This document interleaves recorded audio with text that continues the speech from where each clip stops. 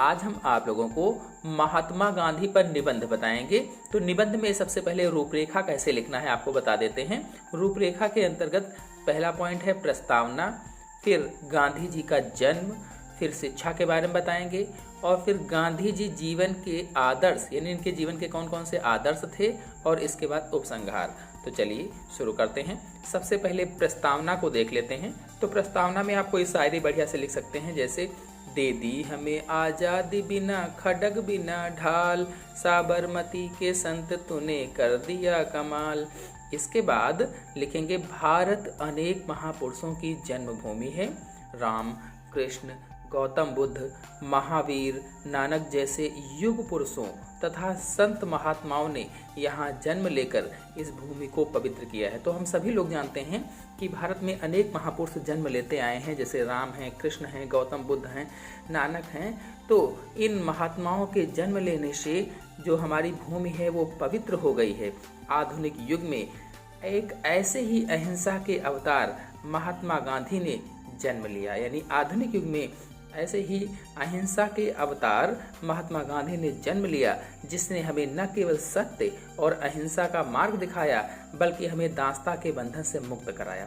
यानी गांधी जी ने सत्य और अहिंसा का मार्ग पकड़ा और उसी से हमें दास्ता से मुक्त कराया, अंग्रेजों की गुलामी से मुक्त कराया। अहिंसा यानी हम हिंसा न करें, लड़ाई मारपीट न करें, बिना लड़ाई मारपीट के ही जीत जाएं, तो अहिंसा हो गई। अब आते हैं दूसरी हेडिंग, गांधी जी का जन्म। महात्मा गांधी का पूरा नाम मोहनदास करमचंद गांधी था। इनका जन्म 2 अक्टूबर 1869 को काठियावाड़ के पोरबंदर नामक स्थान में हुआ था, गुजरात में पड़ता है। तो इनका पूरा नाम था मोहनदास करमचंद गांधी और इनका जन्म 2 अक्टूबर सन 1869 यानी 1 को काठियावाड़ के पोरबंदर नामक स्थान पर हुआ था। इनके पिता का नाम करमचंद था और माता का नाम पुतलीबाई था। आपको बता दें कि गुजरात में पिता का नाम जोड़ करके बोला जाता है, इसीलिए इनका नाम मोहनदास करमचंद गांधी कहा गया, जबकि इनका नाम क्या था, केवल मोहनदास था। फिर आते हैं इनकी शिक्षा पर। तो इनकी प्रारंभिक शिक्षा राजकोट में हुई। 13 वर्ष की आयु में ही इनका विवाह कस्तूरबा से हो गया था, यानी जब ये 13 साल के थे तब इनका विवाह कस्तूरबा गांधी से हो गया। और जब इन्होंने हाई स्कूल की परीक्षा पास कर ली, मैट्रिक की परीक्षा पास कर ली, तो ये वकालत के लिए इंग्लैंड चले गए और वहां से बैरिस्टर बनकर भारत लौटे थे। एक मुकदमे की पैरवी करने के लिए इन्हें दक्षिण अफ्रीका भी जाना पड़ा। वहाँ अंग्रेजों की रंग भेद नीति का शिकार होना पड़ा। तो वहाँ अंग्रेजों की बहुत सी यातनाओं का शिकार होना पड़ा, बहुत सी यातनाएं सहनी पड़ी। गांधी जी ने उसके विरुद्ध आवाज उठाई और भारी सफलता प्राप्त की। फिर आते हैं अगली हेडिंग पर, गांधी जी का जीवन आदर्श क्या था। तो दक्षिण अफ्रीका से लौटकर इन्होंने भारत में भी अहिंसात्मक आंदोलन चलाने का निश्चय किया, क्योंकि यहाँ भी अंग्रेज थे, तो यहाँ भी इन्होंने अहिंसात्मक आंदोलन चलाने का निश्चय किया तथा भारत की स्वतंत्रता के लिए जुट गए।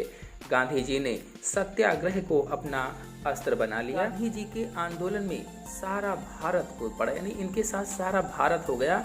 सन 1921 में इन्होंने असहयोग आंदोलन चलाया। सन 1921 में याद रखेंगे, इन्होंने असहयोग आंदोलन चलाया, जिससे गोरी सरकार हिल गई, यानी अंग्रेजी सरकार जो थी, अंग्रेज थे वो हिल गए। इनके नेतृत्व में जनता ने विदेशी वस्तुओं का बहिष्कार किया और इन्होंने विदेशी वस्तुओं का बहिष्कार करवाया। सन 1930 में सत्याग्रह नामक आंदोलन किया तथा सन 1942 में भारत छोड़ो नामक आंदोलन भी चलाए। अंग्रेजों ने अनेक बार इन्हें बंदी भी बनाया, यानी इन आंदोलनों को करते हुए अंग्रेजों ने इन्हें अनेक बार बंदी बनाया, अनेक बार जेल में डाला, परंतु अंत में अंग्रेजी सरकार को झुकना पड़ा और 15 अगस्त 1947 को भारत को स्वाधीनता मिली। यानी 15 अगस्त 1947 को हमारा देश अंग्रेजों की गुलामी से मुक्त हुआ, आज़ाद हुआ। देश के विभाजन के समय हिंसा रोकने के लिए गांधी जी ने उपवास किया, यानी हिंसा ना हो, लड़ाई ना हो, इसके लिए गांधी जी ने उपवास किया तथा हिंदू मुस्लिम एकता स्थापित की। गांधी जी ने अछूतोद्धार के लिए कार्य किया, यानी छुआछूत ना हो, इसके लिए भी कार्य किया। गांधी जी ने स्वदेशी वस्तुओं तथा खादी के उपयोग पर भी विशेष बल दिया, यानी स्वदेशी वस्तुएं यूज की जाएं, उनका उपयोग किया जाए और खादी वस्त्र उद्योग चलाए जाएं, उनका उपयोग किया जाए। गांधी जी भारत में राम राज्य देखना चाहते थे। फिर आते हैं अगली हेडिंग, उपसंहार पर। सत्य, अहिंसा तथा मानवता के इस पुजारी को 30 जनवरी सन 1948 को नाथूराम गोडसे नामक एक व्यक्ति ने प्रार्थना सभा में गोली मारकर हत्या कर दी, जिससे सारे विश्व में शोक छा गया। गांधी जी भारत के राष्ट्रपिता थे, इन्हें बापू के नाम से भी जाना जाता था। उनकी शिक्षाएं आज भी हमारे मार्गदर्शन कर रही हैं।